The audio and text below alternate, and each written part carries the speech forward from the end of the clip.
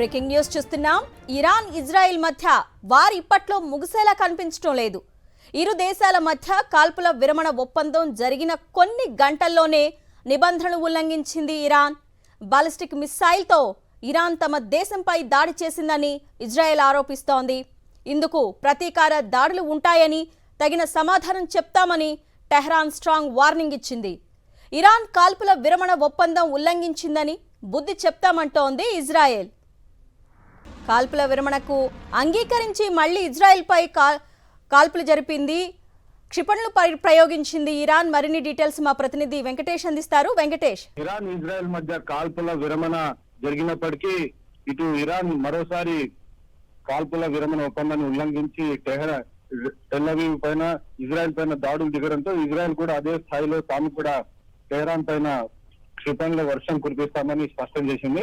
So మొత్తానికి రెండు దేశాలు కాల్పుల విరమణకు ఒప్పుకున్నాయని అధికారికంగా డొనాల్డ్ ట్రంప్ అమెరికా అధ్యక్షుడు ప్రకటించినప్పటికీ ఈ రెండు దేశాల మధ్య ఇంకా వార్ కొనసాగుతుంది. సో ఇది కేవలం ఈ వైలేషన్స్ చేస్తారా లేకుంటే దీన్ని కంప్లీట్ గా ముగిస్తారా అనేది మనం వేచి చూడాల్సి ఉంది. అయితే ఇజ్రాయెల్ మాత్రం ఇరాన్ చేసేటువంటి కాల్పుల విరమణ ఒప్పందం ఉల్లంఘనలకు తగిన రీతిలో పూర్తిగా తాము జవాబు చెప్తామని, ఇరాన్ విడిచిపెట్టే ప్రసక్తి లేదని కొద్దిసేపటి కిందటే ఇజ్రాయెల్ సంబంధించినటువంటి రక్షణ శాఖ మంత్రి ప్రకటించారు. నిజానికి ఈ కాల్పుల విరమణ ఒప్పందం ఈ ఉదయం నుంచే అమల్లోకి వస్తుందని, అయితే ఇది దశల వారీగా అమల్లోకి వస్తుందని అమెరికా అధ్యక్షుడు డొనాల్డ్ ట్రంప్ ప్రకటించారు. సో ఆ నేపథ్యంలోనే చివరి నిమిషంలో ఇరాన్ కొన్ని పెద్ద ఎత్తున క్షిపణుల వర్షం ఇజ్రాయెల్ పైన కురిపించింది. సో ఇజ్రాయెల్ కూడా దానికి ఆ క్షిపణుల దాటికి ఇజ్రాయెల్ లో పలు ప్రాంతాలు దెబ్బతిన్నాయి. దాంతో ఒకసారిగా రెచ్చిపోయిన ఇజ్రాయెల్ తాము కూడా అదే స్థాయిలో క్షిపణులను పెద్ద ఎత్తున ఉపయోగించి ఇరాన్ కు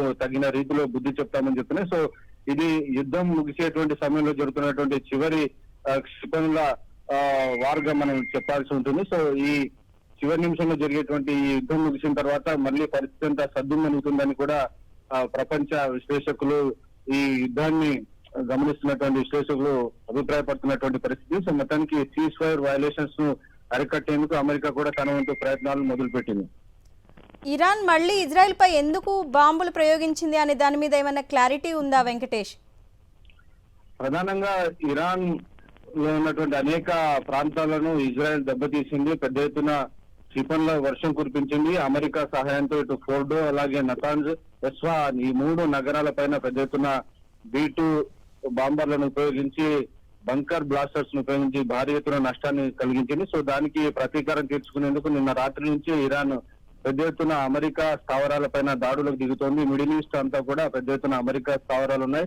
నిన్న రాత్రి ఖతార్ లో ఉన్నటువంటి దోహా ప్రాంతంలో ఇరాన్ క్షిపణులు ఉపయోగించింది, బాలిస్టిక్ మిసైల్స్ ఉపయోగించింది. అదే తరహాలో ఇజ్రాయెల్ పైన కూడా మిసైల్స్ ఉపయోగిస్తుంది. సో ఇజ్రాయెల్ చేస్తున్నటువంటి ఈ దాడులకు ప్రతీకారం తీర్చుకునే దిశగానే ఇరాన్ ఈ రకమైనటువంటి దాడులకు దిగుతోంది. సో మొత్తానికి రెండు దేశాల మధ్య కూడా ఈ కాల్పుల విరమణ జరిగేందుకు నిన్ననే రష్యా అధ్యక్షుడు పుతిన్ కూడా చర్చలు జరిపారు. ఇరు దేశాలకు సంబంధించిన సుప్రీం కమాండర్స్ తో ఆయన మాట్లాడారు. డొనాల్డ్ ట్రంప్ తో మాట్లాడిన తర్వాత ఈ మొత్తం వ్యవహారంలో రష్యా అధ్యక్షుడు పుతిన్ జోక్యం చేసుకున్న తర్వాత ఈ వార్కు రెండు కార్డు పడేటువంటి అవకాశం మనకు కనబడుతుంది. సో చివరి నిమిషంలో జరుగుతున్నటువంటి ఒక వార్గా మనం దీన్ని చూడొచ్చు. Okay Venkatesh, thank you.